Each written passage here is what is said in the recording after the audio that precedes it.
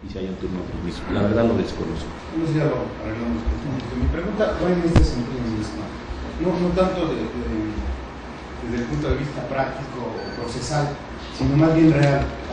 Ha habido voces, incluso algunas que han surgido entre los integrantes del propio Pleno, en el sentido de que todo esto que usted habla de la sentencia Radilla, las reformas en derechos humanos en el juicio de amparo,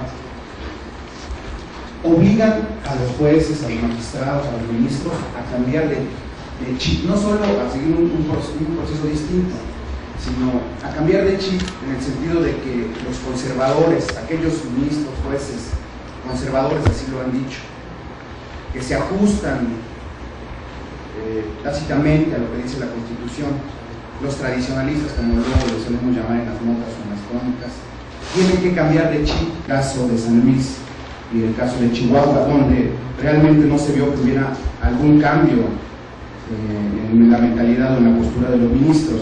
Entonces, quisiera que nos compartiera una reflexión sobre este asunto, sobre la realidad actual de la Corte y si es viable esta situación. ¿Cómo no?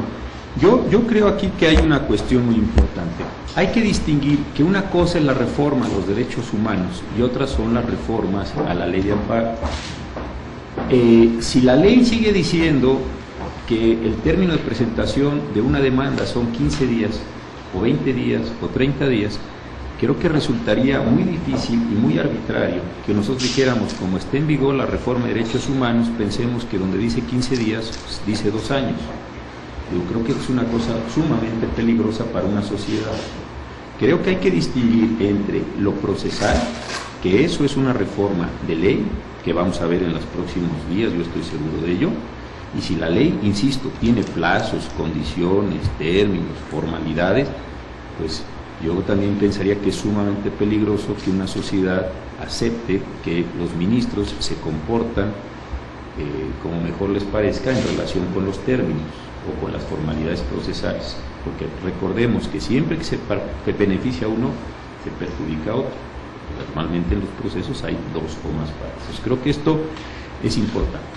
Si se hizo, como ya está hecha, una gran reforma en materia de derechos humanos, yo creo que debemos darle todo el sentido a la reforma en derechos humanos. Si se hizo una gran reforma en amparo, creo que debemos darle todo el sentido a los nuevos procedimientos de amparo y a las nuevas condiciones. Pero no me parece mezclar todo junto, porque a mí algo que me da también temor es que generemos una condición de arbitrariedad, simplemente por la idea de decir, como estamos protegiendo algún interés superior, pues nosotros hacemos aquí lo que mejor nos parezca. Creo que eso es muy peligroso, no solo para la sociedad, sino también para la legitimación de una Corte que la tiene que sostener. Entonces, esa es una primera cuestión. 2, yo creo que la propia reforma constitucional a todos nosotros nos va a generar la necesidad de reflexionar mucho más a fondo sobre los propios derechos humanos. Lo que pasa es que no todos vamos a leer los mismos derechos humanos con la misma extensión, con los mismos límites y con las mismas posibilidades. En el asunto que usted menciona de Baja California y de San Luis, yo creo que algunos de los señores ministros, puedo yo estar de acuerdo, no con ellos, pues ese no es el punto en este caso, yo ya voté, yo ya dije lo que tenía que decir en el asunto. Algunos de los señores ministros, precisamente con motivo en la reforma de derechos humanos, consideraron que había un derecho a la vida que tenía una protección adicional, que es la reforma del artículo 29, por ejemplo, que antes no se decía y ahora se dice. Entonces, no necesariamente la reforma de derechos humanos nos va a llevar a una condición de unanimidad. Van a leerse cosas distintas por los distintos integrantes de la Corte a partir, eso sí, de un nuevo contenido constitucional.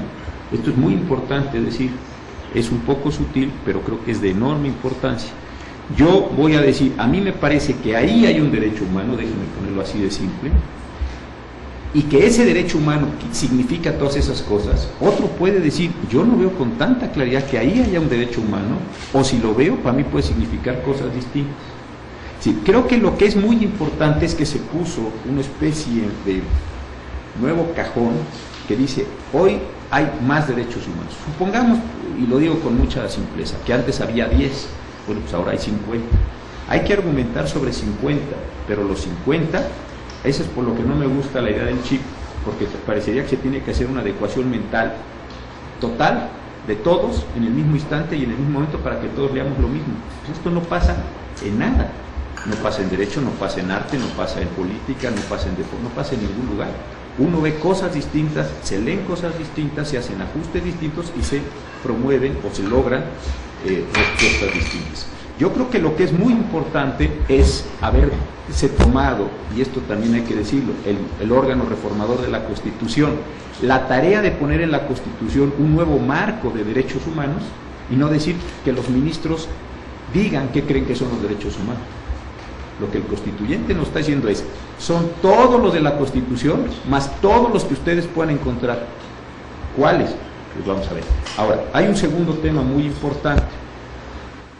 Y acuérdense ustedes que el litigio se formula a partir de lo que las partes presentan también por humano.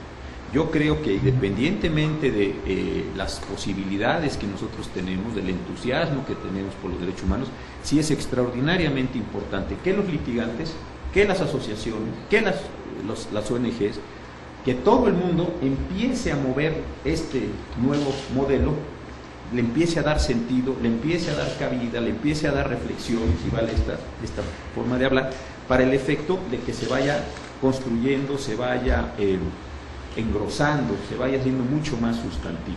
Yo creo que esta es una cuestión muy importante.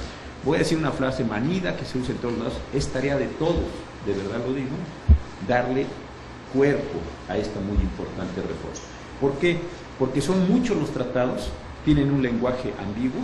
Ustedes pidan a la Secretaría de Relaciones la última compilación de tratados, es increíblemente extensa. Nada más vean, por ejemplo, los de la Organización Internacional del Trabajo, ahí hay, pues si con el indígenas íbamos en el 169, pues ustedes me dirán cuántos.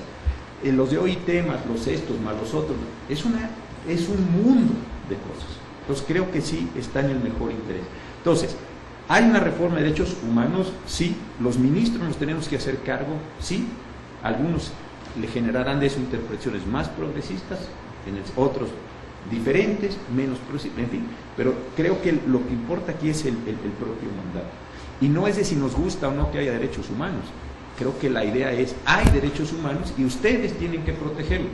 Ahora bien, eso no realmente indica, lo repito, una condición así de una unanimidad perfecta, ¿no?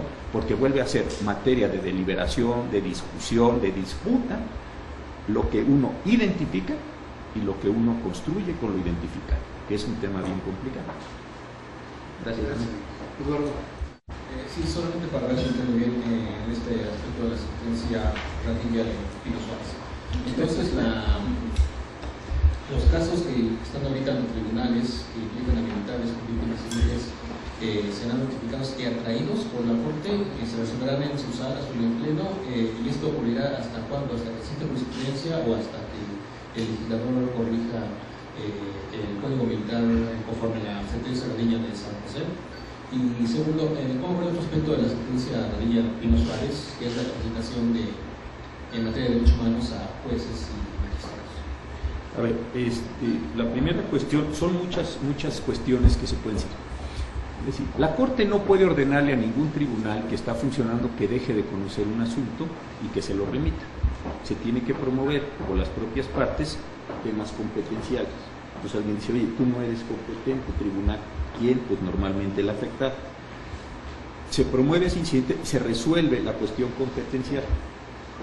Esto sería un punto. Entonces, esto se podría promover por los particulares, número uno. Número dos, puede suceder, y de hecho sucede, que las sentencias de los tribunales militares suman al amparo directo. Van ustedes a una primera instancia de los tribunales militares, van a una segunda instancia, y contra esa segunda instancia siempre ha procedido el amparo directo, ahí no hay excepciones. Si llega al tribunal colegiado, que es el órgano que conoce del amparo directo, pues ese tribunal colegiado, conforme al oficio que se le envió, dirá, Suprema Corte, tengo un asunto de los que me pediste, te lo mando. Cuando llegue aquí, la Corte entonces podrá decir, no estoy diciendo ni estoy adelantando criterios, es una cuestión puramente hipotética para que no parezca que estoy después comprometiendo un criterio en esto, es hipotético.